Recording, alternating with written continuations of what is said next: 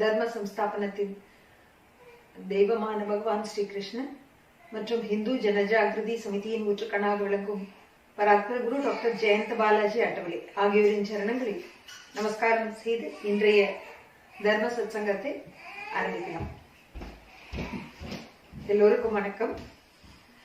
இந்த தர்ம சத்சங்க தொடர்ல நம்ம சனாதன தர்ம கிரந்தங்கள், அதாவது மூலாதார கிரந்தமான வேதம் துவங்கி மற்ற ஏனைய தர்ம கிரந்தங்கள் ஆகியவற்றினுடைய மகத்துவத்தை நம்ம தொடர்ந்து தெரிந்து கொண்டே இருக்கிறோம். விஞ்ஞானம் மற்றும் தர்மத்துக்கு உண்டான அந்த சம்பந்தம் அது பற்றியும் நான் இந்த விஷயங்கள் இந்த தர்ம தொடர்ல நம்ம தெரிந்து கொண்டு வருகிறோம். நவீன காலத்திற்கு முன்பே பாரதம் எப்படி உலகத்திற்கே விஸ்வ குருவாக, அதாவது ஞானத்தின் ஊற்றுக்கண்ணாக விளங்கியது அப்படின்றத பத்தியும் நம்ம இதன் மூலமாக தெரிந்து கொண்டிருக்கிறோம். அதாவது பாரதத்தை விஸ்வ குருவாக்கக்கூடிய இத்தகைய ஒரு தெய்வீக உயர்ந்த உன்னத ஞானம் நம்முடைய தர்ம கிரந்தங்களிலிருந்து வந்துள்ளது. அதுதான் அதனுடைய சிறப்பு. அதனாலதான் இந்த தொடர்ல அத்தகைய சிறப்பு வாய்ந்த நம்முடைய புராதன தர்ம கிரந்தங்கள், வேதம் துவங்கி ஏனைய தர்ம கிரந்தங்கள் பற்றி நம்ம விஸ்தாரமாக விரிவாக ஒவ்வொரு வாரமும் தெரிந்து கொண்டிருக்கிறோம். இன்றைக்கு முதலாவது கேள்வி, வேதத்தை பற்றிய சிறப்புகளை நம்ம தெரிந்து கொண்டிருக்கிறோம். அந்த வேதத்தில் சிறப்பான பயிற்சி முறை பற்றியும் நம்ம தெரிந்து கொண்டோம். இதுல முக்கியமா பார்த்தோம்னா ஸ்ரீ மகாலட்சுமியினுடைய கைகள்ல, வலது கையில வேதம் மற்றும் சரஸ்வதி தேவியினுடைய இடது கையிலையும் வேதம் உள்ளது. ஏன் அப்படின்னு அதனுடைய மகத்துவம் தெரிந்து கொள்ளலாம். இது என்னன்னா, ஸ்ரீ விஷ்ணு மற்றும் பிரம்மா ஆகியோரின் இச்சா சக்தி, கிரியா சக்தி மற்றும் ஞான சக்தி, இந்த சக்தியினால, இந்த மூன்று சக்தியினால வேதம் நிர்மாணமானது. அதனாலதான் ஸ்ரீ விஷ்ணுவனுடைய பத்னியான லக்ஷ்மி தேவியினுடைய வலது கையிலும் பிரம்மா தேவனினுடைய பத்னியான சரஸ்வதி தேவியினுடைய இடது கையிலும் வேதம் உள்ளன. வேதம் மூலஸ்வரூபத்தில் பிரம்ம ஞானத்தை வழங்கக்கூடியது. அது கற்றுத் தருவதாக உள்ளது. அதுவே அது ஸ்ருதி அப்படின்னு சொல்கிறோம். அந்த ஸ்மிருதி என்பது என்ன அப்படின்னா, வேத நிர்ணயம் சுலபமாக புரிய வேண்டும் என்பதற்காக உருவாக்கப்பட்டவை. இப்ப ஜீவனில் எது சரி எது தவறு என்று நிச்சயமாக தெரிந்து கொள்வதற்கு நம்முடைய அந்த மனித புத்தி, உலக புத்தி, அதன் மூலமாக உலக ரீதியான புத்தி மூலமாக தெரிந்து கொள்வது உபயோகமற்றது. மனிதனுக்கு 4 கடன்கள் விதிக்கப்பட்டுள்ளன. அந்த மாத்ரு கடன், பித்ரு கடன், ரிஷி கடன், சமாஜ கடன். இத்தகைய இந்த கடன்களை கழித்து விடக்கூடிய சாமர்த்தியம் வேதத்திலிருந்து வேதமே நமக்கு வழிகாட்டுகிறது. நம்முடைய இந்த 4 கடன்களை எப்படி கழித்து நாம இந்த வாழ்க்கையை எப்படி அர்த்தமுள்ளதாக்கி கொள்ள வேண்டும் என்பதை வேதம் நமக்கு கற்றுத்தருகிறது. அப்பேற்பட்ட வேத நாராயணனுடைய சரணங்களை நம்ம எந்த அளவு நன்றி செலுத்தினாலும் அது போதாது. அடுத்து ஒரு கேள்வி, வேதத்தினுடைய இன்னொரு சிறப்பு தன்மை என்ன அப்படின்னா, எந்த ஒரு பொருளுடைய பெயர், அதனுடைய மூலம் எங்கிருந்து வந்தது அப்படின்னு பார்த்தோம்னா வேதத்திலிருந்து வந்துள்ளது. இதனுடைய காரணம் மற்றும் சாஸ்திரம் என்ன, அது நம்ம தெரிந்து கொள்ளலாம். இது ஒரு முக்கியமான வேதத்தினுடைய சிறப்பை இது வெளிக்காட்டுகிறது. அது என்ன அப்படின்னா, வேதத்தினுடைய உற்பத்தி திறன். அதாவது மனிதன் அந்த சப்தங்களை எப்படி உருவாக்கினான்னா, சங்கேதங்களின் மூலமாக அந்த சப்தங்களை உருவாக்கினான். உதாரணத்துக்கு, எப்படி இந்த கல் என்ற வார்த்தை உள்ளது, அதை கேட்ட மாத்திரத்திலேயே நமக்கு நம் மனக்கண் முன்னால் அந்த கல் எப்படி இருக்கும், அதனுடைய அது பற்றின உணர்வு நமக்கு ஏற்படுகிறது. அதனால இந்த வார்த்தையை பிராகிருதிக் அப்படின்னு நம்ம சொல்கிறோம். அதாவது பிராகிருதிக்னா இயற்கையானது. இப்ப கல்லே அதை ஆங்கிலத்துல நம்ம ஸ்டோன் அப்படின்னு சொல்கிறோம். ஆனா அந்த ஸ்டோன் என்ற வார்த்தை பிராகிருதிக் கிடையாது, இயற்கையானது கிடையாது. மறுபக்கத்துல அதுவே வேத மந்திரங்கள் அனைத்துமே பிராகிருதிக், அதாவது இயற்கையாக உண்டானவை, இயற்கையோடு இயைந்தவை. அதனால அவை சகஜமானவை, அதோட மனிதனால உருவாக்கப்படாதவை, அபௌருஷமானவை அப்படின்னு கூறப்படுகிறது. இப்ப ஒவ்வொரு பதார்த்தத்திலும், அதாவது பொருளிலும் ஒரு விதமான ஒரு துவனியை உணர முடியும், அல்லது ஒரு சப்தத்தினுடைய உச்சாரணம் அதனுடைய இருக்கும். ஒரு பதார்த்தம் உருவாகி அது அழியும் வரை அந்த துவனியும் அதோடு கூடவே இருக்கும். அதாவது அந்த பதார்த்தம் மற்றும் அதனுடைய சம்பந்தம் உற்பத்தியிலிருந்து ஏற்பட்டவை அல்லது பிராகிருதிக் அப்படின்னு கூறப்படுகிறது. அதாவது இதனுடைய அர்த்தம் என்ன அப்படின்னா, அந்த சப்தத்தை, அதாவது அந்த பொருள், அந்த பதார்த்தத்தோடு சம்பந்தப்பட்ட அந்த சப்தம், அந்த துவனியை நம்ம தொடர்ந்து உச்சரிக்கும் பொழுது அந்த பதார்த்தம் உற்பத்தி ஆகிவிடும். அத்தகைய திறன் கொண்டதுதான் அந்த வேத மந்திரங்கள். அந்த பிராகிருதமானவை, இயற்கையானவை. அவ்வளவு ஒரு உற்பத்தி திறன் அந்த வேத மந்திர உச்சாரணத்திலிருந்துதான் அனைத்து பொருள்கள், உலகம் எல்லாமே உருவாயிற்று அப்படின்றது இதுல இருந்து தெரிகிறது. அதனால அந்த சப்தம், அதாவது மந்திரம் ஸ்வயம்பு மற்றும் பிராகிருதிகானது. ஸ்வயம்புனா தானே உண்டானது, தான் தோன்றியாக இருப்பது அப்படின்னு நம்ம கூறுகிறோம். பிராகிருதிக்னா இயற்கையானது அப்படின்னு கூறுகிறோம். அதனால அந்த வேத சம்ஹிதை என்பதை மந்திரமாகும். கௌத்தியாச்சாரியா என்ன கூறுகிறார் அப்படின்னா, மந்திரம் என்பது மந்திர சித்தியால் உண்டாகும் பலனையும் குறிக்கிறது. இப்போ பிரம்மதேவர் கௌ அப்படின்ற அந்த வார்த்தையை உச்சரிக்கும் பொழுது பசுவானது உண்டானது. உடனே பசு உண்டாயிற்று. மனிதன் அதுவே நாம இப்ப உலகத்துல அந்த பசுவை நந்தினி அல்லது கேசினி, லக்ஷ்மி இது போன்ற பல்வேறு பெயர்கள்ல நம்ம கூப்பிடுகிறோம். ஆனா அவையெல்லாம் அனித்தியமானவை. ஆனா கௌ என்ற வார்த்தை ஜாதி வாச்சக் நாமம், அது நித்தியமானது. அப்படின்னா என்ன அர்த்தம்னா, அந்த சப்தத்தை உச்சரிக்கும் பொழுதே பசு உண்டானதுனால அது மந்திர சப்தமாகிறது அப்படின்னு தெரிகிறது. இதிலிருந்து படைப்பின் ஆரம்பத்திலிருந்தே வேதம் இருந்தது. அதாவது வேத உச்சாரணத்திலிருந்து அந்த படைப்பு தொழில் அனைத்தும் உருவானது. பிரம்மா மூலமாக அந்த படைப்பு தொழில் ஆரம்பித்தது என்பதை ஓரளவு நம்மால கற்பனை செய்து பார்க்க முடிகிறது இதுல இருந்து. இப்ப அடுத்து ஒரு முக்கியமான கேள்வி என்னன்னா, மற்ற மதங்களை சேர்ந்தவர்கள் நம் தர்மத்தை தழுவ சில விதிகள் வேதத்திலேயே கூறப்பட்டுள்ளன. அது பற்றிய நம்ம தெரிந்து கொள்ளலாம். இது எந்த ஒரு கிரந்தத்துல அதை பத்தி கூறப்பட்டிருக்கு அப்படின்னா, பஞ்சவிச பிராமண கிரந்தத்தில் மற்ற மதத்தினர் இந்து தர்மத்தை தழுவுவதற்கு உண்டான விதியை விராத்தியஸ்தோம யஜ்ய விதி, விராத்தியஸ்தோம யஜ்ய விதி என்ற பெயர்ல அது குறிப்பிடப்பட்டுள்ளது.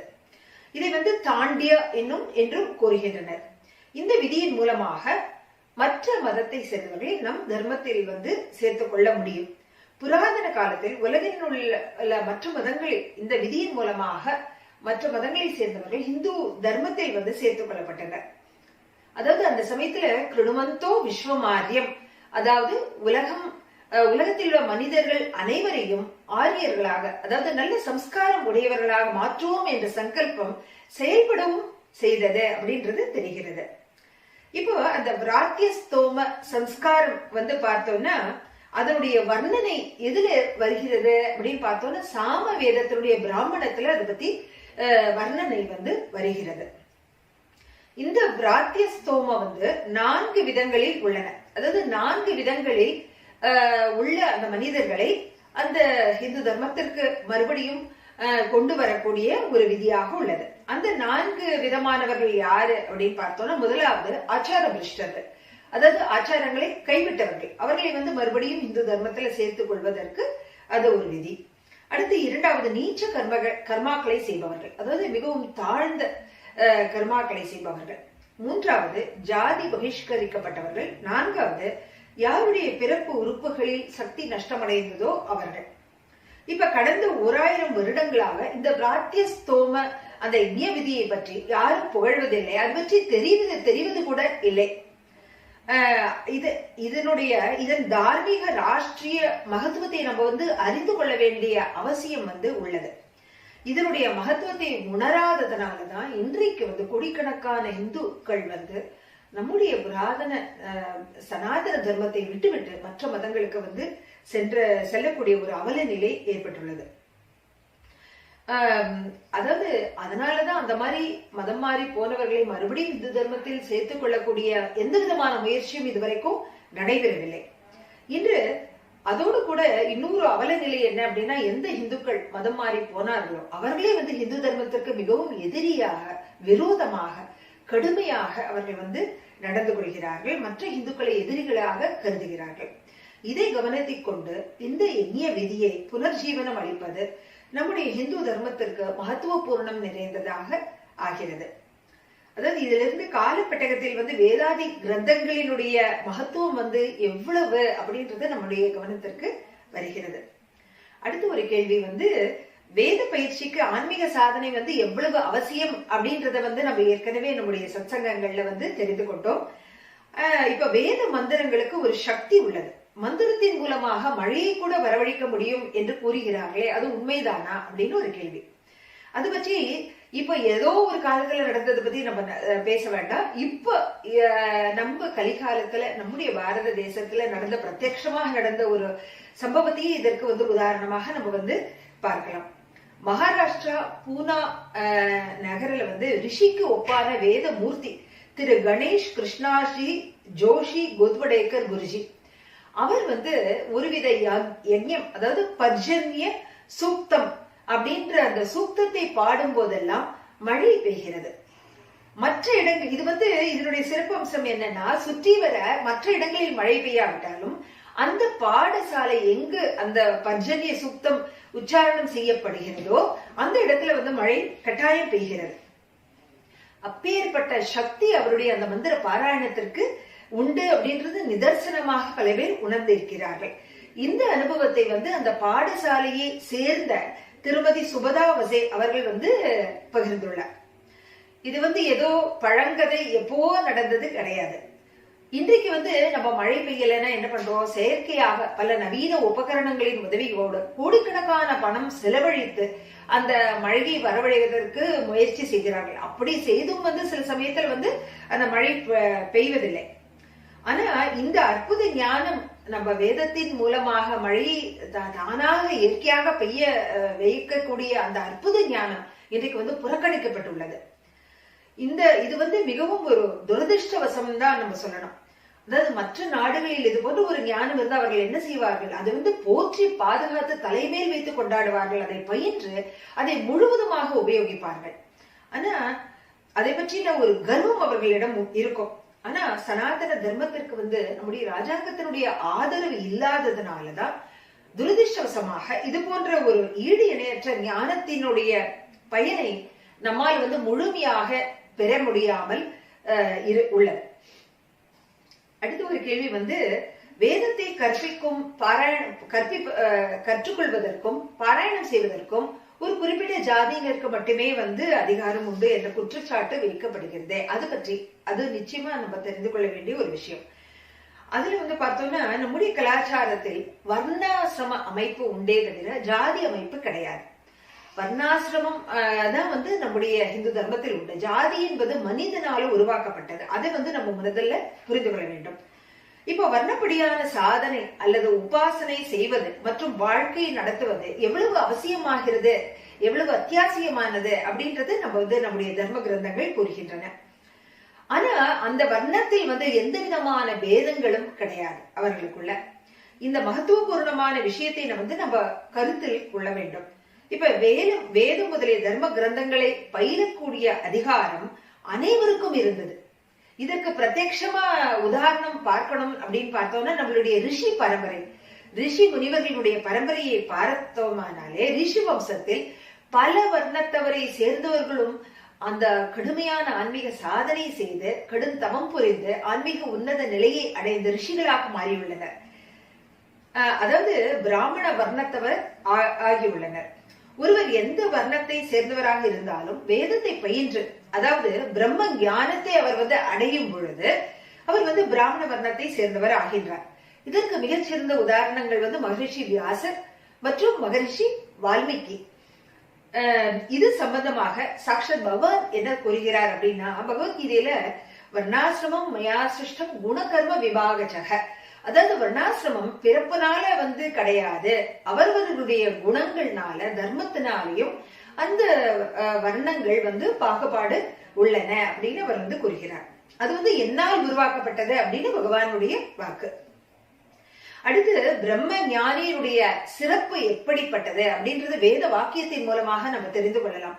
அதுல இந்திரன் என்ன சொல்கிறார் அப்படின்னா, அதாவது உன்னுடைய பிதா யார் அப்படின்னு வேதம் அறிந்தவரை நம்ம பார்த்து ஏன் கேட்க வேண்டும், உன்னுடைய பிதா யார் மாதா யார் அப்படின்னு? ஏன்னா வேதம் அறிந்தவர்கள், வேதத்தை பயின்றவர்கள், அவர்களுடைய மாதாவாக பிதாவாக இருப்பது அந்த வேதமே அப்படின்னு அதுல வருகிறது. இதனுடைய அர்த்தம் என்ன அப்படின்னா, யார் வேதத்தை அறிந்தவரோ அவரின் மூதாதையரை பற்றி கேள்வி கேட்க வேண்டிய அவசியமே இல்லை. அவர் வேதம் அறிந்தவருக்கு குலம் எதுவும் கிடையாது, குலத்திற்கு அப்பாற்பட்டவர் அவர். வேதம் அறிந்தவர் பிராமண அந்த வர்ணத்தவரை சேர்ந்தவர்.